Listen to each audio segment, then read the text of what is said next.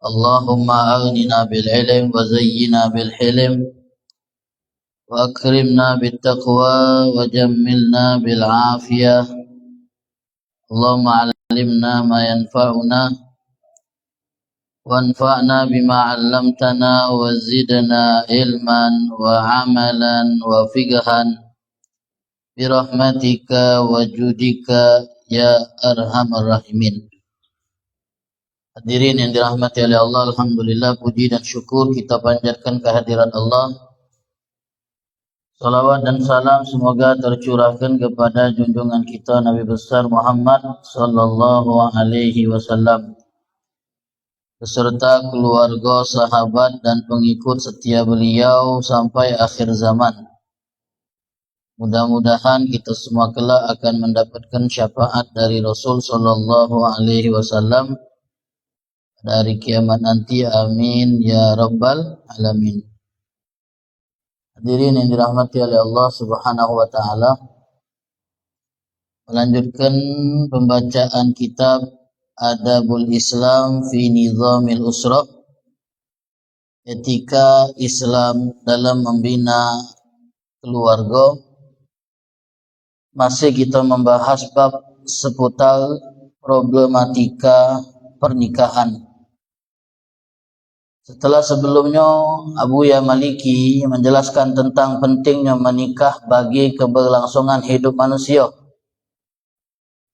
Karena kehidupan manusia itu tidak akan bisa berlanjut tanpa adanya pernikahan. Karena di antara tujuan menikah adalah menjaga populasi manusia. Kalau tidak ada pernikahan, maka tidak ada generasi yang akan melanjutkan kehidupan ke depan.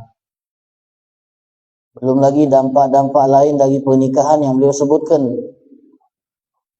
Beliau juga kemudian menyoroti tentang turunnya minat menikah pada generasi muda yang beliau alami masanya.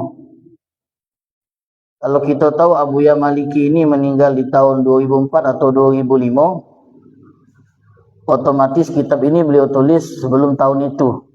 Mungkin masih di tahun 90-an.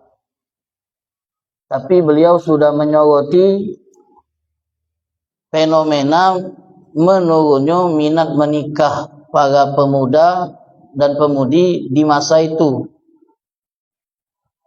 Bagaimana kalau seandainya beliau melihat kondisi di zaman kita sekarang, yang mungkin kurang lebih 20-30 tahun sebelum beliau menulis buku ini, maka beliau akan menyaksikan fenomena yang lebih dahsyat dari yang beliau lihat pada masanya. Lalu beliau menyatakan di antara faktor-faktor yang menjadi penyebab terjadinya fenomena minimnya minat orang itu untuk menikah, dan ini adalah sesuatu hal yang sangat berbahaya menurut beliau. Di antaranya adalah hal-hal berikut ini. Yang pertama, menurut beliau, inhitatul adab, merosotnya moral. Kalau dalam bahasa Syekh Ali Tantawi, fasadul khuluki, rusaknya akhlak. Merosotnya moral dan rusaknya akhlak ini menjadi penyebab minimnya minat pasangan untuk menikah.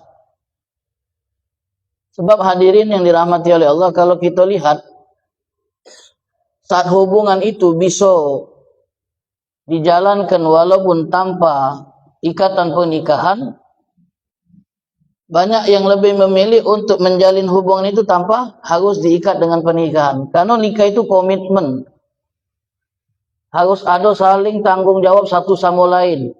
Istri bertanggung jawab melayani suami, suami bertanggung jawab menafkahi istri. Dan ini menurut sebagian orang adalah beban. Daripada menjalin hubungan dengan nikah yang kemudian akan menjadi beban yang harus dipikul, lebih baik menjalin hubungan tanpa menikah. Sehingga masing-masing pasangan bebas untuk menentukan jalan hidup. Pengen lanjut ya lanjut, pengen pisah tinggal pisah. Tanpa harus adanya yang namanya perceraian. tanpa harus ngurus yang namanya ke KUA, ke pengadilan agama, repot. Jadi selagi satu sama lain saling suka dan saling cinta, jalani. Silakan berkorban masing-masing sesuai kadar cinta. Akhirnya kalau sudah ada cocok, tinggal pisah. Yang membuat hal ini semakin parah adalah normalisasi dari masyarakat. Sehingga masyarakat menganggap hal ini hal yang biasa. Tak perlu kita kritik. Tak perlu kita tanggapi negatif. Akhirnya orang pun bisa melakukan hubungan tanpa status pernikahan dengan tenang, tanpa harus mendengar cemoohan dan celaan. Ya hadirin, kalau kita yang masih di kampung-kampung, hal seperti ini masih terlihat tabu. Masih agak janggal. Masihlah dapat sorotan dari masyarakat. Kalau kita melihat ada orang yang menjalin hubungan tanpa status nikah, bahkan tinggal dalam satu rumah. Tapi di kota-kota besar, di masyarakat yang mulai modern, di tengah kumpulan kaum yang sudah menganut namanya istilah individualisme.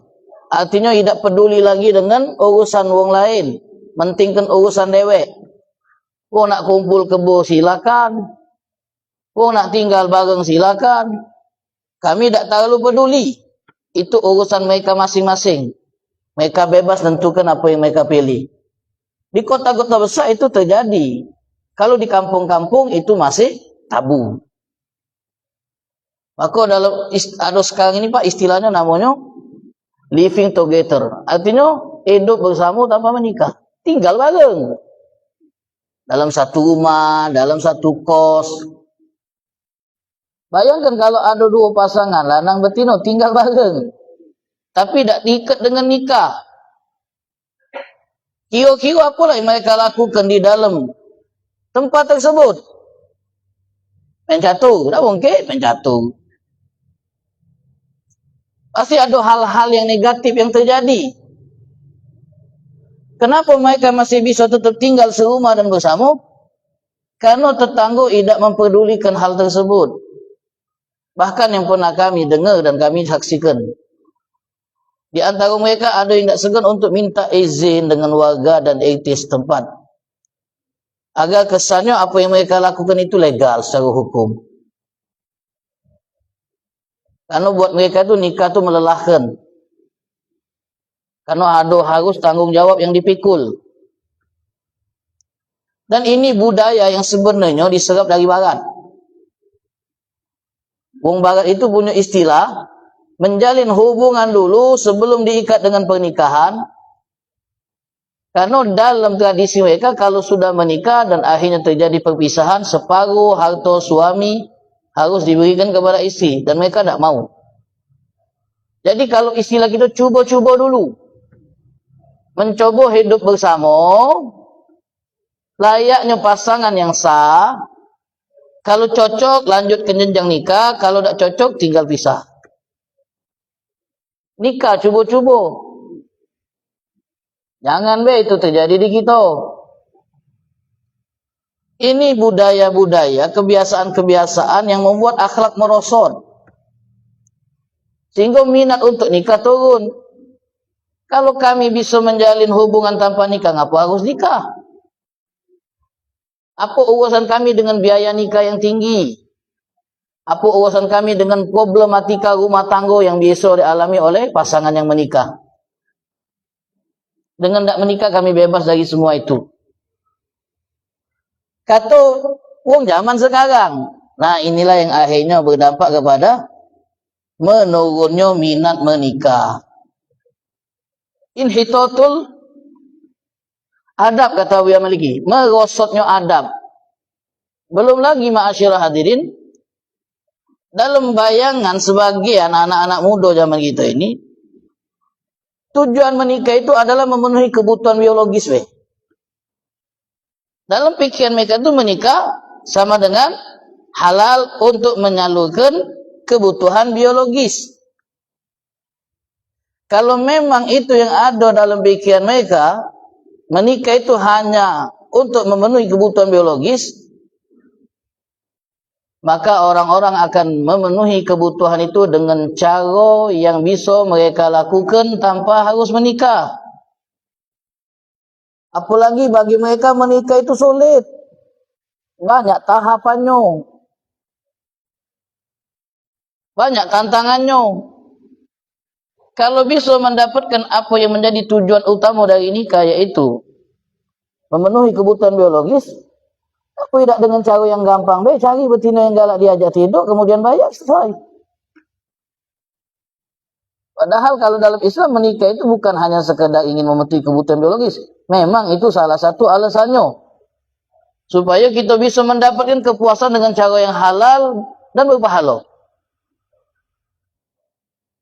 Tapi ada hal lain yang dituntut dalam Islam dari pernikahan, yaitu membentuk keluarga yang menyembah Allah Subhanahu wa taala.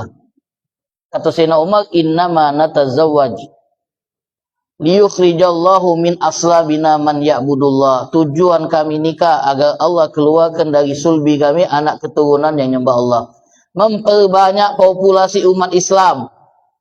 Itulah Nabi ngomong, tazawwaju taksuru, nikahlah dan banyak-banyaklah anak, karena aku akan membanggakan kalian pada hari kiamat dengan jumlah yang banyak. Tujuannya adalah memperbanyak populasi umat Islam dengan cara menikah. Ma'asyiral hadirin yang dirahmati oleh Allah Subhanahu wa ta'ala. Ini penyebab pertama, kata Abu Ya Maliki. Inhitatul khuluki, merosotnya moral, rusaknya akhlak, sehingga memicu minimnya minat orang untuk menikah. Wa ilaju hadzal naqs, lalu beliau memberi solusi untuk mengobati, menangani problem ini, sebab ini. Apa kata beliau? Wajib bagi setiap wong tua yang punya anak yang belum nikah, baik laki atau perempuan, bahkan terlebih perempuan, untuk mendidik anaknya itu dengan pendidikan agama yang tepat dan benar, supaya anak kita ini tidak berpikiran hanya materialistis, mikirkan cuman materi. Ada hal yang lebih dari sekedar materi yang harus dipikirkan. Dan hendaklah dia menumbuh kembangkan anaknya itu dengan kebiasaan-kebiasaan baik, dengan akhlak-akhlak yang terpuji, dan melatih anak perempuannya terlebih bagaimana cara dia mengerjakan aktivitas yang biasa dikerjakan ibu rumah tangga. Biar dia siap saat kita serahkan dengan laki-laki yang tepat, yang menurut kita cocok untuk menggantikan posisi kita sebagai bapak, menafkahi dan menyayangi. Anak kita pun sudah terampil dalam melakukan aktivitas rumah tangga. Masak sudah baca, walaupun tidak ahli nian. Kebuli tidak baca dia, tapi masak nasi putih baca. Nyapu lah baca. Ngurus-ngurus anak lah baca, lah terampil. Karena lah diajari oleh ibunya, kemudian sudah istilahnya itu dikader oleh ibunya, bagaimana nanti saat anak ini jadi seorang ibu dan jadi seorang istri, dilatih, dilibatkan. Ini dah anak betina dimanja, tidak dilatih keterampilan menjadi ibu rumah tangga. Tahu-tahu lah kawin baik. Dan dia tidak punya kemampuan untuk menjadi seorang ibu, belum siap. Laki-lakinya ngomong pula, tak apa-apa dek, dah baca masak. Beli, zaman sekarang ni banyak orang yang masak. Banyak orang jual masakan-masakan, tinggal beli. Ya, kalau duit juga lagi ada. Nyuci tak perlu repot-repot. Laundry, duit ada. Airnya pun tak perlu repot. Pembantu, lemah kalau orang berduit. Kalau kita duit. Kalau orangnya berada lemah, baca kalau. Dengan yang iwong. Kalau tak kati. Jadi latih keterampilan anak betina kita itu. Lipatkan. ajak, apalagi ibunya. Kalau ibunya masak, ajak. Tunjukkan caranya. Ini ke malik telok beda baca. Kata ibunya, balik telok. Pak Cino dibalik. Tak tahu. Coba nyapu. Salah nyekel sapu. Bulunya dibocok. Gagangnya di bawah. Tak tahu. Suruh nyuci piring, banyaklah pecahnya daripada bersihnya. Karena tak diajari keterampilan. Iyo, lemak. Kalau suaminya pengertian. Misalnya pengertian. Masih maklumi tahap belajar bini. Kalau dia punya pengetua yang agak sini, agak cewek. Mana tinggal sama mertua pula. Nah. Ibunya ini komandan militer pula. Agak teliti ni. Nyuci tak bersih dikit. Mana mantu kami ni? Nyuci tak bersih. Nah. Mana mantu kami ni? Bangun siang. Melok apa mereskan rumah. Nah. Mana gitu? Kalau dia tinggal sama suaminya, lemak. Ini awal-awal masih melok mertua. Jadi omongan pula. Bangunlah siang, masak tak baca, nyapu tak baca. Akhirnya dia mulai tak betah. Akhirnya mulai ngadu sama kita. Kita pun jadi kesian. Jadi beban pikiran pula. Nah, kalau kita ajari keterampilan sejak dini, dia akan siap ketika dinikahi. Ma'asyiral hadirin yang dirahmati oleh Allah Subhanahu wa taala. Kemudian penyebab kedua yang disebutkan oleh Abu Ya Maliki di dalam kitab ini, at-taghali. Naikkan biaya pernikahan. Tingginya biaya pernikahan. Yang kadang-kadang motivasinya itu tinggikan biaya pernikahan hanya untuk adu gengsi. Cuma untuk adu gengsi. Tak lemak kemarin tetangga kita nganten kan undang artis ibu kota. Itu tak boleh kalah. Undang artis bapak kota sini, bapak pula. Nah, tak kalah saingan. Makin bertanya dulu sama tetangga yang baru 2 minggu dulu nganten kan. Budget kamu nganten kan berapa? 150 juta. Tak boleh kurang dari itu. Mesti pucuk dikit. 160 minimal. Bersaing. Jadi ngadakan acara besar tu cuma untuk adu gengsi biar tak lebih rendah dari orang lain. Ada istilah nikah tu sekali. Tanya Ami Ali nak. Sekali apa? Tidak Ami Ali. Ada orang yang 4 kali nikah tu sekali apa? Jadi acara tu harus dibesak-besak kenian, dimewah-mewah kenian. Kadang itu juga tuntutan dari pihak betina. Pihak betina pengen pernikahannya itu menjadi, kalau istilah itu wedding dream. Nikah sesuai impian. Pengen besar nian, mewah nian, wah nian, sehingga kawan-kawannya itu akan mengagumi konsep pernikahan dia, mulai dari dekorasinya, gaunnya, kemudian konsep acaranya, pengen wah nian. Biar beda dengan yang lain. Tuntutan ini tinggi. Padahal kalau kita bisa meminimalkan budget dan acara-acara yang tak terlalu penting dalam pernikahan, akan ada banyak anggaran yang bisa kita tekan. Kadang ma'asyiral hadirin, kita punya kemampuan untuk mengeluarkan biapapun biaya yang harus kita keluarkan dalam nikah. Tak terasa duit tu betul misalnya. Tapi pas acara lah selesai kalau baru kita mikir-mikir. Ada yang kita keluarkan yang sebenarnya tak harus. Ada biaya yang biasa bisa kita tekan tapi tetap kita keluarkan. Nah di situ mulai, ngapalah tidak ini? Ngapalah tidak direndahkan dikit? Ngapalah tidak ditekan dikit? Baru terfikir.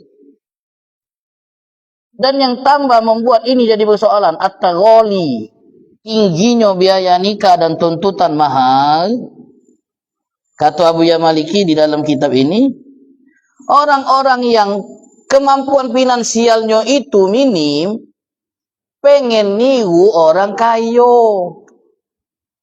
Dalam masalah pernikahan, pengen niru orang kaya.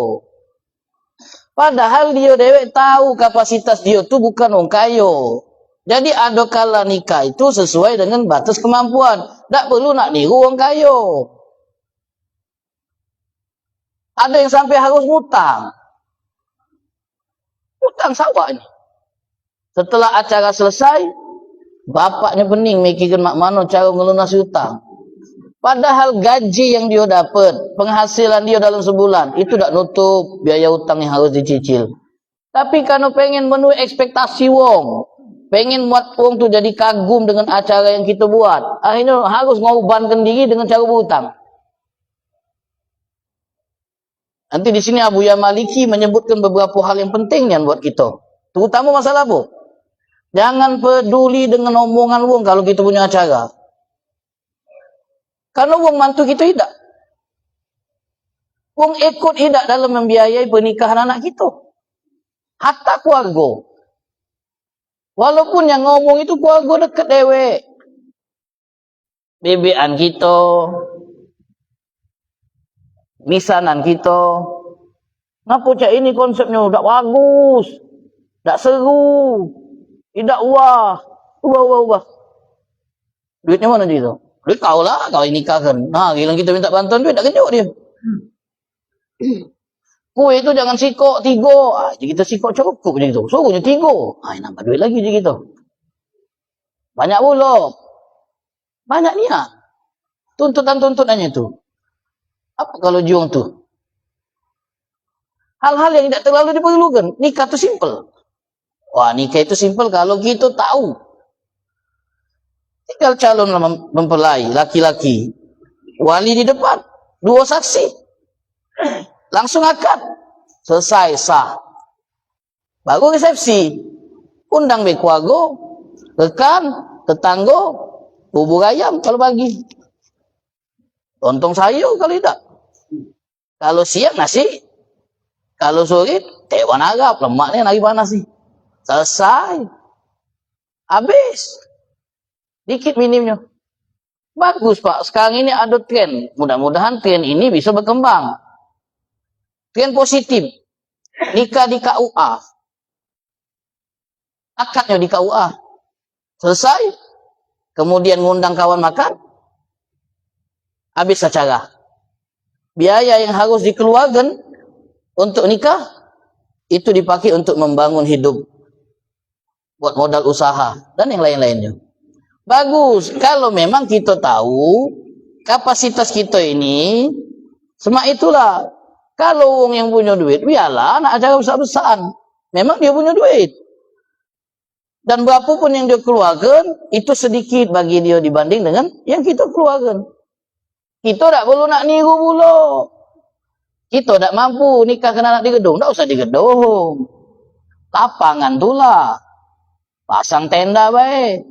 Mumpung musim ini panas, tak pasang tenda. Tapi panas wong ke. Atau di rumah tu lah kalau rumah ibu kita masih besar. Tidak apa-apa. Sekarang ini gengsi. Yang tinggi tu gengsi. Ay malu. Wong sekarang lah di gedung galau. Ada di rumah. Apa urusan kita dengan komentar wong? Wong tidak melok-melok repot dalam acara kita. Tapi sekedar komentar baik. Kadang dalam acara itu Pak, yang kita perhatikan kalau kita pernah pergi acara nikah-nikah yang dia itu, masuk kita ke acara resepsi, duduk seremonial, selesai. Yang lanang ngobrol, kalau memang akap, kalau memang duduk sama udah akap, diaman baik sambil nunggu makanan itu. Kalau sudah mau makan, kita baru tegak, wong lah ngantri kami bulu. Nah, kalau cepat uji gitu. Ada yang milih duduk parak 4 hidangan ian. Sini lemak. Baca duluan kita makan. Nah, baca duluan makan. Ni juga makan. Ustaz silakan Ustaz makan duluan. Pas kita tegak, nolak kami duluan. Wah, nggak balik gitu. Dulu Pak. Padahal Ustaz disuruh duluan. Pas kita tegak, lah kami duluan nganti. Tidak peduli lagi. Makan. Belum lagi kalau yang betinanya Pak, kalau sudah acara. Oh, kalau betina acara itu parade. Parade apa? Parade istilahnya itu seperti model-model yang nampilkan pakaiannya Pak. Di atas catwalk itu no. Emas tu sabi no. Apalagi kuago-kuago dari mempelai. Itu kalau emas-emas Pak. Gelang 3 kilo, kalung 74 kilo, ay berat itu. Betul kalau. Ngapa itu? Tujuan itu apa? Kalau bukan tafakur. Itu parade busana. Nampilkan busana terbaik. Biar menjadi sorotan. Oh, wah, bagusnya baju kamu ini. Nyain, yo di mana? Modelnya dapat dari mana? Bagusnya. Kalau nyengok wong yang bajunya agak norak-norak dikit, diomongi pula. Orang kampung tuh. Baju ini bagi kondangan. Ya, gitu. Jadi ajang gosip. Jadi ajang gosip betina, Pak. Itu kalau betinonya itu. Kadang yang digosipi pengantin. Kadang yang digosipi keluarga pengantin. Ajak ngantuk itu. Ibu tuh duduk di pucuk panggung tuh. Ngidik-ngidik dari tadi. Tengok bapaknya mamun terus, Pak. Ajaknya mikir hutang ini. Biaya nikah tinggi ini. Nah, salah galau. Tengok pengantinnya akap dikit pucuk panggung. Mulai ngobrol juga. Ajaknya lama budak ini. Ajaknya sudah kecewean. Tengok di pucuk tu diam be. Ajaknya tak bakal bahagia ini. Tengokan dari cara dia duduk panggung tu tegang-tegang kalau. Macam-macam. Ibu-ibu, kalau kita bapak-bapak malu. Jadi demikian. Acara-acara. Undang, makan, balik. Habis yuk. Membina rumah tangga. Ada hal yang menarik. Dari apa yang ditulis oleh Syekh Ali Tantawi. Dalam kitab beliau, Ma'an Nas. Jadi beliau menyoroti, Pak. Isu-isu sosial yang ada di zaman beliau. Kata beliau, sama dengan Abu Yamaliki. Di antara yang membuat orang ini hilang minat menikah karena tingginya ekspektasi dari keluarga. Tuntutan keluarga yang terlalu tinggi. Ada 2 surat nyampe ke beliau, kantor beliau. Kata beliau, 2 surat ini kalau seandainya 2 orang yang ngirim ini dipertemukan, maka problem yang mereka alami selesai. Sama-sama mengalami problem susah nikah. Pertama dari seorang pemuda. Dia memperkenalkan diri dulu, kata Syekh Alina. Aku pemuda. Yang gajiku itu cuma UMR, kalau bahasa kitanya, Pak. Gajinya kecil, UMR. Dan berapa kali aku mengajukan pinangan kepada keluarga perempuan yang ingin aku jadikan istri, tapi berkali-kali aku ditolak. Dengan berbagai alasan yang beragam. Datang ke keluarga pertama. Kemudian aku memperkenalkan diri. Dan nyebut angka gaji. Kemudian keluarga mempelai perempuan beralasan untuk menolak pinanganku karena gaji aku terlalu kecil. Tidak bisa memenuhi tuntutan dari anak mereka. Padahal kalau dari segi akhlak, dari segi agama dia cukup bagus. Kata Syekh Ali, menurut penuturan dia, wongnya sholat berjamaah, akhlaknya bagus, jujur dalam bekerja. Padahal Nabi ngomong, kalau datang kepada kalian, orang yang kalian ridhoi agama dan akhlaknya, artinya kalian tidak mempermasalahkan agamanya, karena dia orang yang beragama dengan baik. Akhlaknya, orang yang berakhlak, sopan santun. Fazawijuhu, nikahkan dia dengan putih kalian. Wa illa, kalau kalian tolak, takun fitnatun fil ardi wa fasadun arid. Akan terjadi fitnah. Sebab dengan minimnya pernikahan, akan maraknya perzinahan. Itu yang dimaksud Nabi. Kalau nikah dipersulit, zina akan menjadi lebih mudah. Apalagi sekarang, dengan biaya nikah yang tinggi, buat mereka lebih baik bayar dengan nominal yang lebih rendah, untuk bisa memenuhi syahwat. Jadi datang ke keluarga kedua.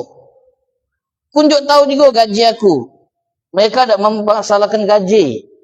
Kalau kami ni keluarga yang tidak terlalu mempermasalahkan tentang gaji. Tapi, menurut anak kami, kau tidak terlalu ganteng. Nah, masalah tampilan pula. Tidak ganteng. Tidak good looking kalau jong sekarang ni. Jadi minta maaf, tidak bisa diterima dulu. Okey, sabar pula. Datang keluarga ketiga. Ngomong pula dengan keluarga ketiga. Aku ni mak inilah tampilannya. Belagak idak. Gaji tak besar. Tapi niat aku tulus. Nak ngelamar anak kamu. Pengen membina rumah tangga dengan baik. Pengen dapat anak keturunan yang soleh-solehah. Kemudian, kata pihak keluarga tadi, Tapi kami ini memang tidak memasalahkan tentang gaji. Tapi Ayub budak ini, waktu nikah kemarin, mahalnya 4.000 lira mata uang Suria. Gaji dia 200 lira sebulan. Berapa nak ngumpulkan itu? Jadi kalau kau pacak nyanggup itu, boleh kau nikah dengan kami. Ya tingginya nanti dia mahal yang dipatok. Balik, Assalamualaikum aja dia. Tak sanggup dia. Datang keluarga berikutnya pula. Keluarga berikutnya datang. Tambah dia terang-terangan, aku ini tak baca nganjuk mahal kecuali 1.000 lira. Kalau bocor 1.000 tak baca aku. Sudah setuju keluarga tadi Pak? Setuju sudah. Bahkan sudah Fatihah, tanda bahwa lamanya diterima. Tapi akhirnya ujung-ujung dibatalkan juga. Kenapa? Karena anggapan keluarga betina ini, ibu pemuda ini kampungan. Cara makannya itu tidak sesuai dengan cara makan wong kota. Kata keluarga betina tadi. Ibunya kalau makan, dagunya bergerak-gerak. Nah, tidak lemak ini. Menurut keluarga betina, tak kata etika. Kampungan. Jadi ditolak karena akhirnya pemuda ini pun putus asa, Pak. Dari semua usaha yang dilakukan, yang berhasil. Dan sejak saat itu aku benci betina jadi. Benci betina. Jadi kalau kita tengok, ngapa kau tak nikah? Aku bencinan dengan betina. Jangan kita langsung judge dia. Jangan kita hakimi. Mungkin ada trauma yang dia alami, Pak. Perjalanan panjang yang membuat dia menghasilkan kalimat tersebut. Sampai ada betina ngomong macam ini. Aku benci dengan laki-laki. Seluruhnya. Dan aku tak mau menikah. Kenapa? Karena dia nyaksikan dewek bagaimana rumah tangga ibu bapaknya itu yang seperti jahanam. Tak lepas dari keributan, demi keributan. KDRT dan sebagainya. Dia nyingok mana ibunya diperlakukan oleh bapak kandungnya.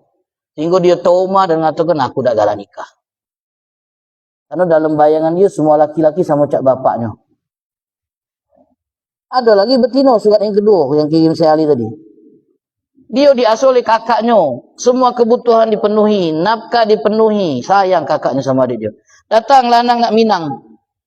Mulai nanya mahal. Datang yang lain nak minang. Mulai nanya yang lain. Perlengkapan pernikahan. Setiap ada yang datang selalu dicarikan alasan untuk menolak pinangannya. Seakan dia tak mau melepas adiknya tadi. Datang lagi yang minang. Sesuai ekspektasi. Tapi kalau ditanya, keluarga kau siapa beh? Oh aku masih punya ibu. Punya dulu betino. Punya ipar betino. Koyok ibu adik aku ni je. Tak galak dia, tak jadi. Kata Syekh Ali, sian dua orang ini. Satu perempuan yang pengen segera nikah tapi terhalang oleh kakaknya yang terlalu banyak aturan. Satu lagi yang pengen menikah terhalang oleh keluarga dari pihak yang ingin dipinang. Karena banyaknya syarat-syarat yang harus bisa dipenuhi. Cuba kalau dua ini ketemu jadi kawin. Anak baru kemarin Pak, tengok dalam sosial media. Ada seorang perempuan S3. PhD. Gelarnya PhD. Lulusan luar negeri. Nyari jodoh. Kira siapa nak minat ini? Bukan awak di sini. Tak kenali gua anak sebabnya. Macam itu. S3 lambat nikah S3 tu. Yang kata gitu. Problem pertama. Kenapa orang tu lambat nikah? Ngejar pendidikan. S3. Lah punya pekerjaan. Laki-laki Pak nak marah tipe wanita macam ni, maju mundur. Tidak sekupu, gitu. Tidak selepel. S3. Itu S3 juga SD, SMP, SMA.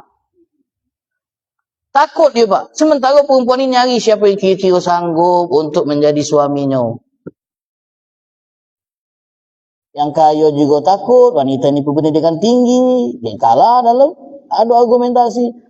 Yang tak punya apa-apa tambah takut juga. Ini bukan wanita sembarangan. Akhirnya tadi. Lama-lama perempuan ini kan udah ada yang mau datang meminang dia. Menjadi perempuan gadis tua. Tingginya ekspektasi tadi. Nah jadi solusinya kata Boya lagi. Turunkan biaya pernikahan yang tinggi. Hilangkan adat-adat yang tak dibutuhkan dalam proses pernikahan. Zaman sekarang ni banyak pula, nambah pula. Mulai dari saat minang. Formalitas pula. Kalau dulu datang keluarga dari lanang kan. Ibunya, bebean-bebeannya nemui ibu dari perempuan. Tinggal pasang cincin. Budak tu tak terlalu nak beraisnya. Pakai rapi pasang cincin. Sekarang nak dekor. Baju seragam pula. Acaranya formal pula. Pakai foto-foto pula. Berat kan? Ya kalau mampu mak. Kita ini tak mampu. Pengen juga cak itu. Dipenuhilah pula. Acara nikahnya banyak pula. Gentetan-gentetannya banyak pula. Jadi kalau kita bisa mensederhanakan pernikahan sehingga membuat wong-wong yang minim secara finansial mudah untuk menikah, lakukanlah. Karena Allah Ta'ala akan mudahkan seluruh urusan kita. Mudah-mudahan Allah Ta'ala jadikan kita termasuk orang-orang yang beruntung, insyaAllah. Amin. Ya Rabbal Alamin. Wallahu ta'ala a'lam bishawab. Nanti insyaAllah akan kita lanjutkan beberapa faktor yang lain yang menurut Abu Ya Maliki menjadi salah satu alasan kenapa minim dan turunnya minat nikah. Wallahu a'lam. Dalam ini.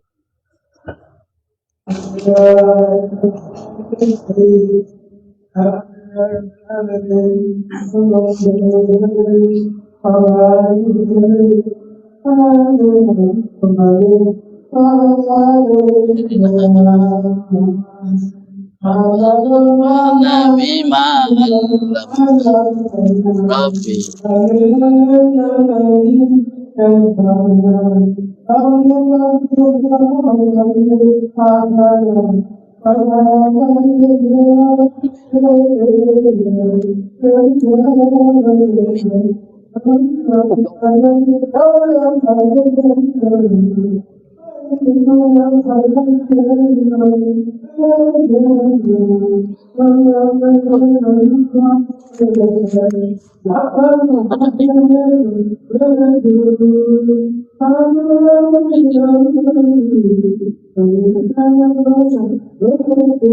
Oh benar.